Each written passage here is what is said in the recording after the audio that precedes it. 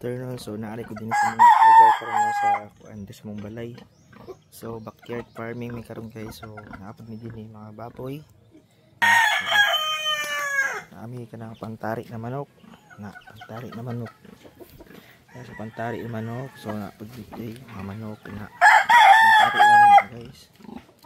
Dili pantari na manok dinhi guys.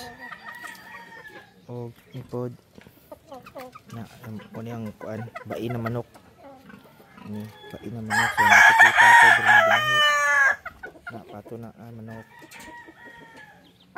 na pato na binuhi so ini baboy so naara na sa likod sa mga balay so backyard farming naara na sa likod sa mga balay guys dala dala baboy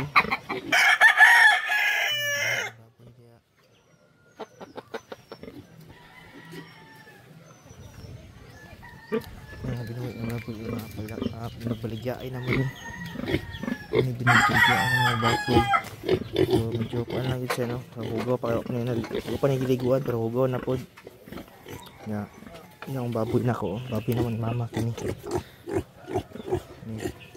naroon na sa likod sa mga balay guys backyard farming so gasto kay pagkaon kay kasugay mo kaan para buyag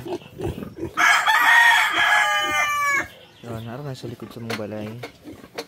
So dako pun mig kuan diri dako pun mig pisto diri mga kuan yung pisto diri mga 36 6 point kuan ang kodak mga pisto. So pwede kay makabuhi diri ka ng baboy mga kuan kay dako un mig lugar diri sa mga kuan mong backyard.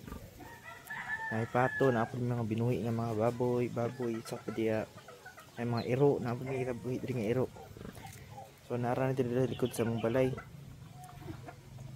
So pohon po basi makauli ko diri o makaakuan na or diri na magaling ko mo stay kung di ako sa syudad ng trabaho pwede na po ko diri mga buhi mga baboy mga kuan mga buhi man japon mi kay naamay apoy duol rin na trabahuan sa pagkaroon lang kay wala ko nagkuan kay na kay obligasyon need na ko na kuan akong obligasyon.